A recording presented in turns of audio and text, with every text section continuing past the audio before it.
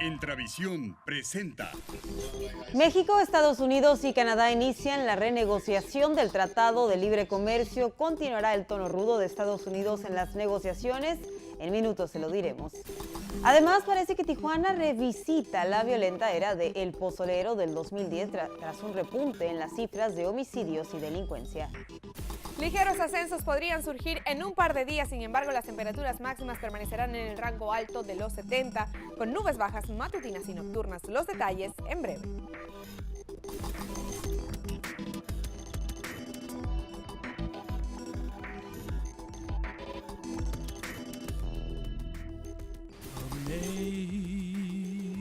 Amazing Grace.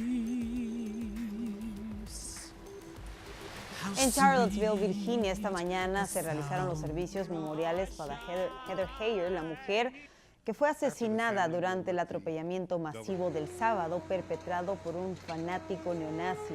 En general, por todo el país se han realizado eventos de esta naturaleza en reproche a la intolerancia de grupos supremacistas. ¿Qué tal? Muy buenas noches. Mi nombre es Estefanía Báez y en nombre de todo el equipo le doy las gracias por acompañarnos en una edición más de este noticiero. Iniciamos de lleno con la información. La primera jornada de negociaciones del Tratado de Libre Comercio permitió dejar en claro los objetivos del gobierno de Estados Unidos.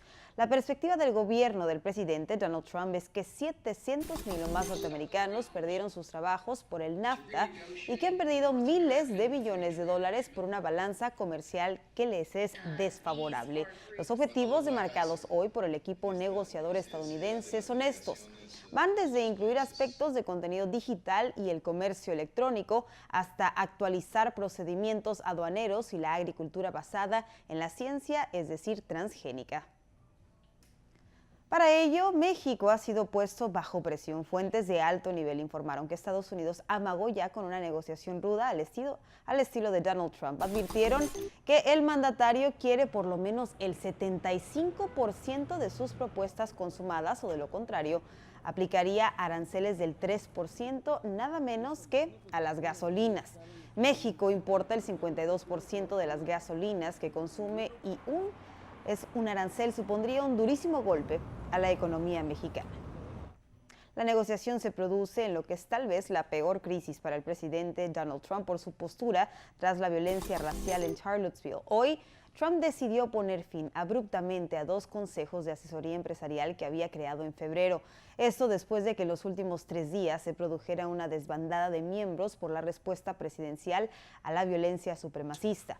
Este lunes, 8 representantes decidieron salirse del equipo creado por la Casa Blanca para asesorar al presidente de la llamada iniciativa para crear empleo en la industria manufacturera. Bueno, y esta tarde, en un hecho digno de análisis, los alcaldes de San Diego y Tijuana se reunieron en la frontera para hacer un llamado especial. Pidieron modernizar el tratado comercial, pero considerando los requerimientos de la frontera. Vamos con Claudio Orozco, quien nos reporta al respecto. Si en algún lugar se vive día a día el Tratado de Libre Comercio, es en la frontera. Los termómetros que se producen en Tijuana, por ejemplo, no solo van a hospitales de Estados Unidos o Canadá, sino a todo el mundo. Familias viven aquí en San Diego, familias viven en Tijuana, hay intercambio cultural permanente en el sector gastronómico, en el sector médico, en el sector manufacturero, empresarios de San Diego viven en Tijuana, de Tijuana también viven en San Diego. Por eso se unieron gobiernos y líderes empresariales de ambos lados de la frontera y lo hicieron justo en la puerta entre México y Estados Unidos, para desde aquí hacer un llamado a quienes negocian a kilómetros de distancia el Tratado de Libre Comercio. Moving through San Diego has increased threefold. El comercio internacional en la región San Diego-Tijuana produce 66,000 millones de dólares anuales. El 80% de este intercambio se da por la garita de Otay. Es una comunidad que alrededor de 80-90% pues sí dependen del intercambio comercial, o sea, de que una eliminación de un tratado pues sí sería algo completamente drástico para la comunidad. Actualmente en Tijuana hay cerca de 500,000 de personas que trabajan en la industria manufacturera. Un estudio reciente refleja que por cada 100 trabajos que compañías estadounidenses crean en México, se generan 250 más para su filial en Estados Unidos. También está toda la industria o el comercio que existe en los dos lados de la frontera, que eso también genera una cantidad de empleos mucho mayor que los 400,000, ¿no? que maneja la industria manufacturera, como vamos a llamar maquiladora. Además de los beneficios económicos, abogan porque no pasen por alto el respeto al medio ambiente en esta negociación. Es más importante que nunca que buscamos la forma de mejorar las protecciones del medio ambiente cuando estamos hablando de renegociando el Tratado de Libre Comercio. Para Noticias Ya, Claudia Orozco. Y surge preocupación en San Diego ante la posibilidad de manifestaciones a cargo de supremacistas. Por ello, ayer tarde se realizó un foro en el Centro Comunitario Lawrence organizado por la comunidad judía. Y es que en los eventos suscitados en Charlottesville, un grupo de manifestantes portaban banderas con el símbolo nazi. Los organizadores esperan este tipo de actos no se repliquen, dado que el condado figura entre los de mayor concentración de grupos racistas en todo el país. Creo que la comunidad tiene miedo, pero también tenemos confianza en nuestra habilidad de trabajar con el gobierno, con la policía. Nuestras voces sean escuchados, o sea, no podemos dejar que el odio gane. Aún así, líderes religiosos y políticos pidieron a la comunidad a no tener miedo y aprender a hablar con aquellos que tengan puntos de vista diferentes. En otros temas, en una rápida y sorpresiva jugada, el gobierno de la ciudad de San Diego determinó de la noche a la mañana el retirar una placa en honor al presidente confederado Jefferson Davis que estaba situada en Horton Plaza. En un comunicado, el regidor Chris Ward celebró el impulso de ciudadanos y del propio alcalde Kevin Faulconer, pues dijo que en San Diego no tienen cabida monumentos al fanatismo. Y da un giro el caso del regidor de Tijuana acusado de lavado de dinero en una corte de San Diego. Luis Torres Santillán llegó a un acuerdo con los fiscales y se declaró culpable de un delito menor. Con esta declaratoria de culpabilidad desaparecen los cargos de lavado de dinero y el caso quedará cerrado. La fiscalía nos dijo que es frecuente este tipo de acuerdos en los que los acusados enfrentan sanciones penales, pero desaparecen cargos inicialmente presentados contra ellos. Y corren ya las últimas horas para que el juez federal Andrew Schaubler de San Diego firme la orden de extradición para Lucero Guadalupe Sánchez López, la ex legisladora de Sinaloa, mejor conocida como la Chapo diputada. Mañana jueves se vence el plazo para que su defensa interponga una apelación a la decisión ya tomada de enviarla a Washington para ser procesada por conspiración para distribuir más de 5 kilos de cocaína, delito por el cual podría ser sentenciada a mínimo 10 años en prisión. La Policía Estatal de Baja California reportó hoy la captura de un sujeto en flagrancia de transportar 35 kilos de cocaína. El identificado como Alberto Ángel, de 24 años, originario de Durango, es relacionado con el cártel de Sinaloa. Fue detenido en las inmediaciones de la colonia Mineral de Santa Fe de la delegación de La Mesa. La Policía Estatal ya lo buscaba, pues reportes de inteligencia lo ubicaban como distribuidor del alcaloide. Y se confirma que el actual ciclo violento que se vive en Baja California y muy particularmente en Tijuana es mucho más severo que el de la época sangrienta del 2010. La diferencia parece ser que ya no hay pozolero y tampoco convoys armados. Aranzazu Álvarez nos informa al respecto.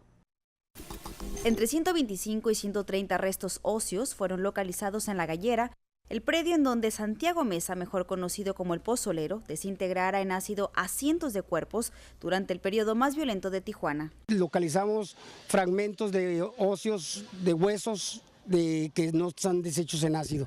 En lo que estamos trabajando es que cuando se lo lleven nos traigan los ADN. Estos restos son testimonio humano de la crisis de inseguridad que se viviera en Tijuana hace 7 años.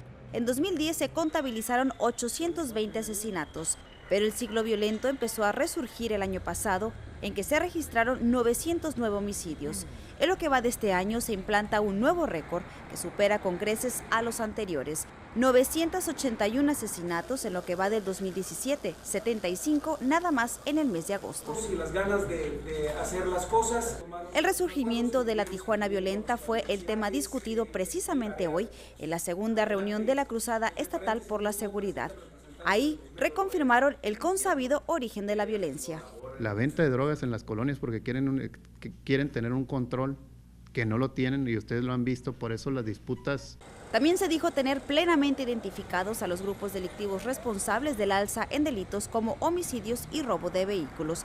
La mayoría de estas bandas operan desde otros estados.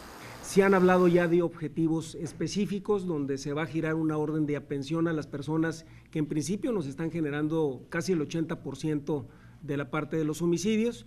Pero cualquier estrategia implementada no ha logrado resultados. El nuevo sistema de justicia penal ha sido un inhibidor en la lucha contra la violencia. Porque las estamos asegurando con armas, ustedes bien saben, o con drogas, pero la labor también de las instancias de Procuración Federal, que es delincuencia organizada, que es las acusaciones por los cuales esas personas están delinquiendo, no nada más en Baja California, en Tijuana, sino en diversos estados de la República Mexicana, pues realmente se tienen que quedar por ese motivo.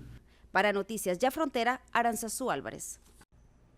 Esta mañana se registró en Tijuana un nuevo accidente protagonizado por un camión de la línea azul y blanco. La unidad que transitaba por la segunda sección de Urbi Villas del Prado aparentemente quedó sin frenos y al bajar en reversa aplastó a varias personas que se encontraban en la banqueta reclutando personal. 2 personas murieron prensadas por la pesada unidad.